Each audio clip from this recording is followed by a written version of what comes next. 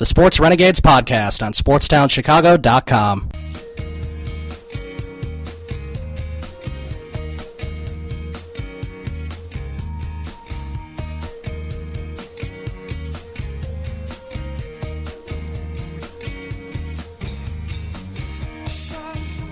Welcome back to the Sports Renegades here on SportsTownChicago.com. I'm Ryan Stuprich. And I'm Ryan Risky. And, we're going to wrap up sort of the Bulls discussion, sort of looking where they are as they head for the second half of the season. Not game-wise, but at least All-Star break-wise. It's the second half, and then we'll also talk about the Hawks. And as I said, it's nothing good to say. It literally just feels like we're talking about the 2014 Bears all over again. I know. It's just all it's all negative. But, at least in the NBA, 8 teams make the playoffs. But that might not be the Bulls, though. No, and I mean, at this point, I wouldn't want them in the playoffs unless they're going to be a top 2 or 3 seed, which is what they should be and what they should have been. But, of course, injuries have sort of prevented that from happening.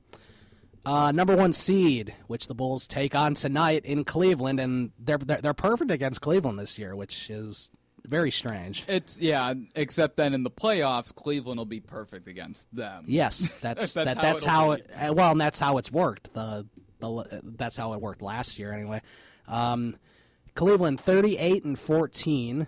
They're 22-9 in the Eastern Conference. They have run the table in the Eastern Conference. Like the Eastern Conference, it's not like it's bad like last year. It's just there's a lot of like those mediocre to semi-good teams. They're just teams that aren't good enough to beat a team like Cleveland, except teams good enough to play pretty decent in the playoffs. It's just not enough to make a big run in that East. Right. Toronto's the number 2 seed right now. They're 35-17, which is pretty good. That's probably a little better than I would have expected. They're really an rated team. When you hear the Toronto Raptors, you really don't think of them being as the number 2 seed. They're having a great record. Right. They're 8-2 in their last 10 games. So is Cleveland. And so is the number 3 seed, Boston. This is another team that I think has surprised a lot of people. 32-23. They're not good in their own division. They're only 7-5 in their division. Toronto is in the same division and is 8-1. So that tells you that Toronto's a little better of a team than Boston, which makes sense. But the Celtics are 8-2 in their last 10, and they've had some very crazy wins. They hit a buzzer-beating 3 in Cleveland to beat the Cavaliers a couple weeks ago. That was pretty exciting, and they've beaten the Bulls twice now, I think. So those are a couple wins. Shocking! The Bulls can beat Cleveland and not the Celtics. Yeah, that's the way it goes, right? Because we have to live and die with Jimmy Butler. See, so if Jimmy Butler's not having a good game, you're going to get blown out. But if Jimmy Butler's having a good game, you can stay in it. Right, or if Jimmy Butler doesn't play like Michael Jordan against Philadelphia, they would have lost. Yeah, exactly.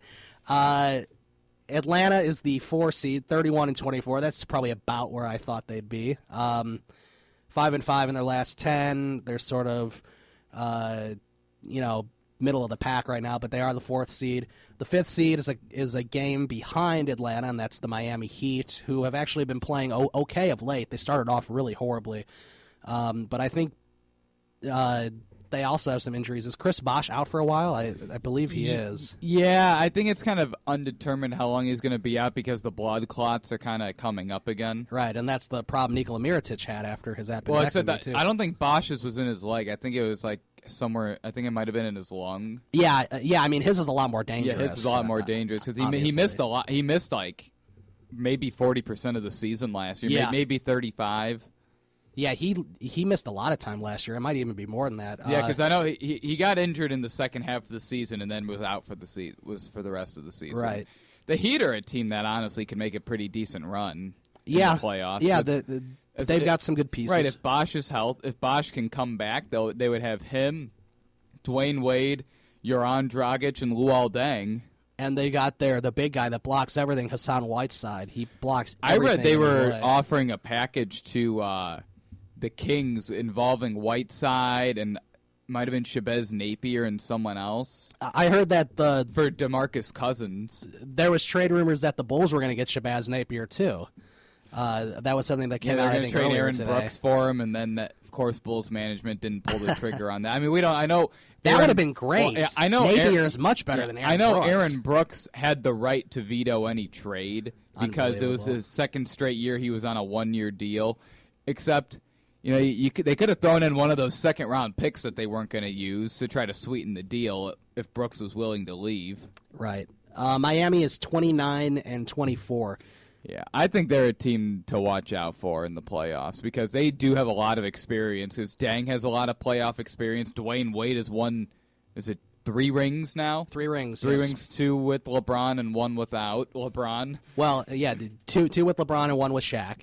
That's how I like to except say. Wade was the main guy when he won with Shaq. Yes, he was. But I'll always hate Wade. But yeah, I agree. It was all him pretty much in 2006.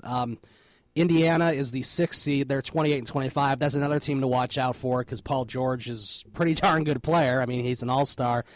And they've also got some interesting pieces. I know that was an all-star game, except he went off. Yeah, it's too bad he had that horrible injury last year and was out for the whole season.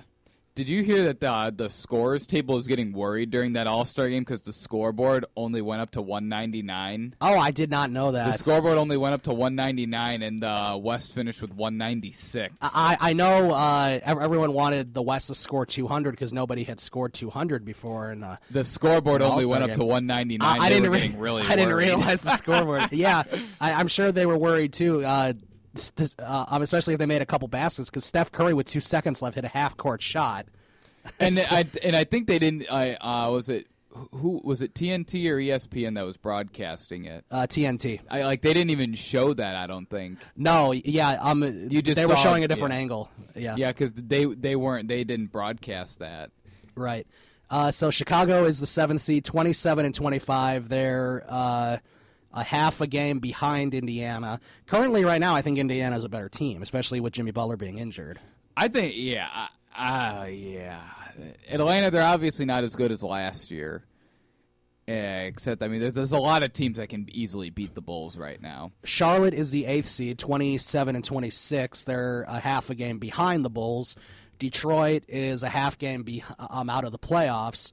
And then Washington, Orlando, and New York and Milwaukee are all kind of the same and all 4 games back of that. So, it's pretty much. I mean, after Milwaukee, I don't think the Nets are making the playoffs. They're 14-40, and the 76ers are 8-45. You sure either of them aren't going to make the playoffs? I'm pretty I'm pretty confident Milwaukee won't make it either because they're really bad for some reason, and they were supposed to be improved. They were supposed to be in the playoffs again this year. Signing Greg Monroe in the offseason. I think that was a stupid signing. I never thought he was that good of a player. He didn't do anything. Pretty good. I don't know. He didn't do anything for Detroit, and now we're seeing he doesn't do anything for Milwaukee either. So I mean, he could be a solid 16-9 guy. For a team. Yeah, I'm not sure what his problem is. Quick look at the Western Conference. Golden State, of course, is number 1, 48-4. San Antonio's 45-8. Oklahoma City is 40-14, and then there's a big drop-off after that. The Clippers are about 4.5 back of Oklahoma City at 35-18. They're the 4th seed. Memphis is 31-22. See, Cleveland's the only team in the East that can beat a lot of those teams. Right. I mean, the East, it's not like every team has a below 500 record like last year. There's a lot over 500, except a lot of them cannot beat those West teams. The Clippers and Toronto have about the same record, and Toronto's the 2 seed in the East. The Clippers are the 4th seed in the West. Memphis 31-22 at 5. Dallas is 29-26 at the 6th. Portland is in the playoffs as a 7 seed, 27-27, which is kind of surprising because they really do have a bad team, and Damian Lillard's been carrying them. They're on a 3-game winning streak right now. Yeah, that happens when you lose 4 really good starters in one offseason. Right. Utah is the 8th seed. They're 26-26. It'd be nice if they made the playoffs. Where's Dallas at? Dallas is 6th. Good. 29-26. Yeah. I think Dallas is a really good team. They just haven't completely put it together. They're a little better than their record shows. I'll tell you that. Because Chandler Parsons and Wesley Matthews have not played up to their potential. I know what Matthews is still trying to regroup after that torn Achilles tendon. I'm pretty sure Dallas is better than Houston and the Trailblazers and Utah and possibly Memphis. Sacramento is 22-31. They're out of the playoffs. Houston's a game out of the playoffs. They're 27-28. Then you got New Orleans, 20-33. Minnesota, Phoenix, and the Lakers.